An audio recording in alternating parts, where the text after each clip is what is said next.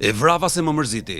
Ky ka qenë justifikimi vetëm që autori i masakrës së Palasës Jorgozani ka thënë para policisë në momentin e arrestimit të tij. Ngjarja ndodhi më 17 gusht të 2016-s, kur ju mor jeta në mënyrë makabre 12 vjeçarit Andrea Zaharias. Ishte ora 9:30 e mëngjesit, kur dy persona, punëtorë që angazhoheshin me ndërtimin e banesave në këtë fshat dhe të cilët kishin ardhur nga rrethet të tjera të vendit, u përballën me një pamje tepër të rëndë në një nga rrugicat e këtij fshati të shtruara me gur. Të tmerruar nga pamja, ata bërtitën duke kërkuar ndihmë, tregon Paço, një banor i fshatit. Kaq mjaftoi që në vendin e ngjarjes të mbërrinin persona të tjerë, të moshuar dhe të rinj, të cilët dhanë alarmin. Policia në fshat mbërriti me urgjencë dhe madje në vendin ku ishte gjetur trupi pa kokë, që ndërkohë ishte identifikuar nga të pranishmit. Banorët e pak të palasës e njohin njëri tjetrin, pavarësisht se tashmë në ver, ata shtohen për shkak të ardhjes së emigrantëve që kalojnë pushimet në vendlindje. Brenda një kohe të shkurtër, policia konkludoi ekspertët, të cilët drejtuan gishtin tek një emër i vetëm, dhe ai ishte kushuriri i voglushit. I mituri Andrea Zaharia kishte ardhur pak ditë më parë nga Greqia, së bashku me prindrit e tij. Ai kishte lindur dhe ishte rritur në shtetin grek, por her pas here vinte tek gjyshërit për të kaluar pushimet. Me autorin e vrasjes, 30 vjeçarin Jorgozani, ata ishin kushërinj. Nëna e tij e kishte djalë xhaxhaj dhe me Jorgon ai kishte krijuar afrimitet, që kur ky i fundit jetonte me familjen e tij, po në Greqi. Për këtë arsye, edhe kur vinte në palas, fëmia i qëndronte afër dhe i bënte shoqëri kushëririt të tij. Pas mbërritjes në vendngjarje, policia ka identifikuar trupin e masakruar dhe disa njolla gjaku që përfundonin përpara një porte hekuri të një shtëpie. Brenda shtëpisë dëgjoheshin zhurma të çuditshme, dukej sikur goditej diçka me send të fortë dhe dëgjohej kollitja e një personi. Policia dilni jashtë, mos u afroni. Në këto rrethana punonjësit e policisë kanë hapur me forcë derën e banesës. Brenda saj është pikasur një person i cili mbante në dorë një anxhar. Në momentin e arrestimit, ky person kishte mbushur gojën me mbetje si të mishit, ashtu dhe të trurit. Në një cep të dhomës gjende një tap kuzhine, brenda së cilës ishte kafka një kokë njeriu, e coptuar dhe ndarë në dy pjesë. I mituri Andrea Zaharia ishte nisur për në plazh, ndërkohë që agresori e kishte ndjekur nga pas me vrap dhe kishte qelluar me thik në bark. Më pas ka kryer aktin makabër duke i prerë kokën, ndërkohë që 12 vjeçari ishte akoma gjallë. Me një pamje të shpërfytyruar, Jorgozani, ashtu siç e njohin të gjithë në fshat, u mundua të kundërshtonte. Fjalët e tij ngatërroheshin me njëra tjetrën, ndërkohë që ai nuk arrinte të artikulonte qartë. Djalin e qellova se më vollën pasaportën dhe kisha probleme edhe me babain e tij. Isha vetëm. Vrava djalin me thikën e kuzhinës që e mora në shtëpi. Ai kishte ditë që më thoshte, "Eja më ha", dhe unë nuk kisha çfarë të bëja. E vrava se nuk e kishte babain dhe gjithashtu nga që e doja shumë. E qellova për ta ndarë aty ku lidhet truri, sepse aty vriten edhe kafshët që të mos vuajnë shumë. E pastrova dhe gatova, se kështu mendoj se do të ma bëjnë edhe mua, u shpreh Jorgozani.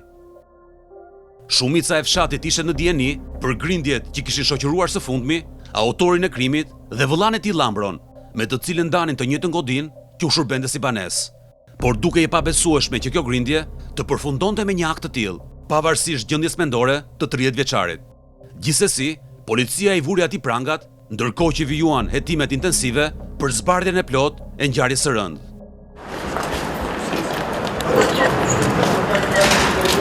Në historinë e hetimit të këtij rasti makabër, gjërat me njëra tjetrën duken mjaft kontradiktore.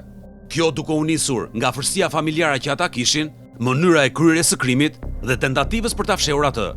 Gjithashtu Jorgozani vlerësohet nga mjekët e spitalit neuropsikiatrik si një njerëz i sëmur mendor.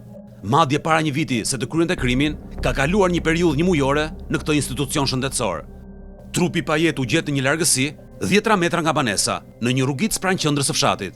Një afërm i familjes bëri të ditur se gjatë ditëve të fundit kishte pasur grindje me Jorgon dhe familjen e 12 vjeçarit, por janë nga ato konflikte që në fshat janë të zakonshme dhe që shoqërojnë shpesh jetën tonë.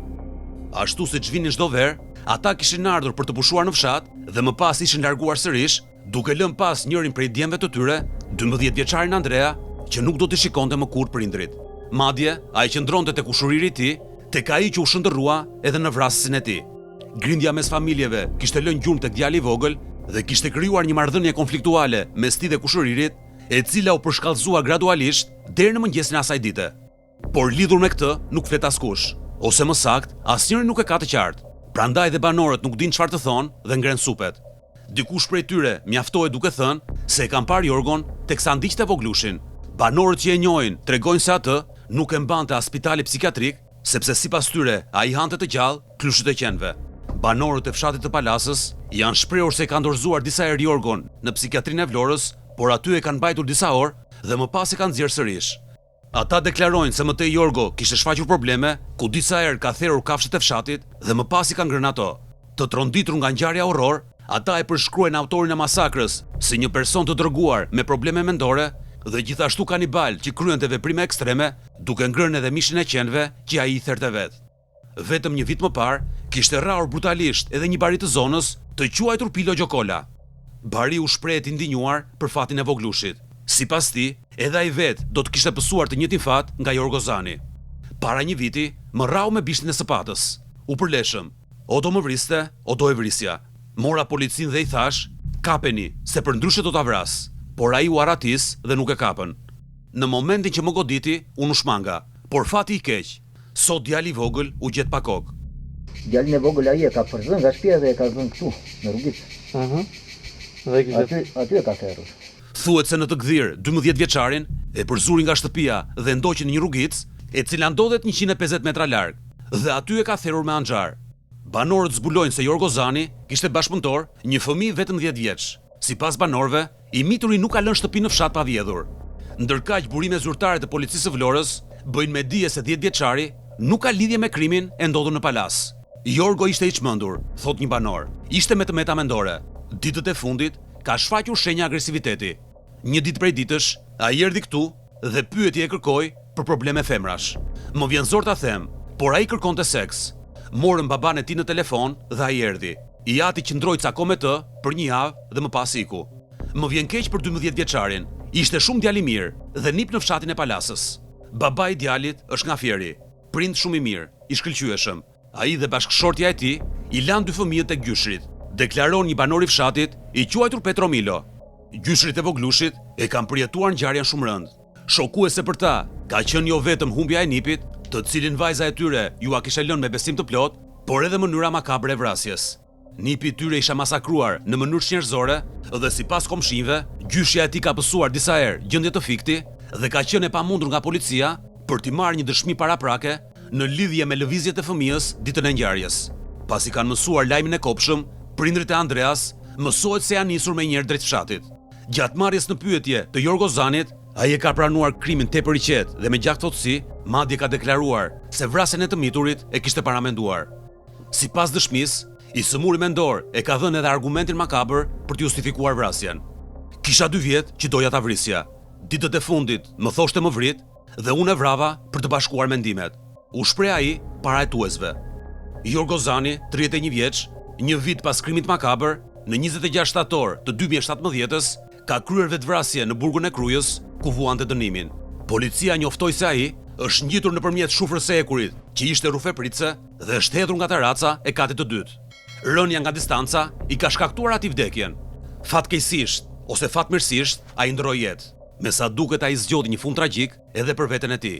Askush nuk e mendoi se do të përfundonte kështu. Jorgo ishte i sëmur, e dinim të gjithë, por shkallën e rrezikshmërisë së tij askush prej nesh nuk e vlerësoi. E neglizhuam dhe ja si përfundoi. Shpreh ndër të tjera të afërm të fëmijës.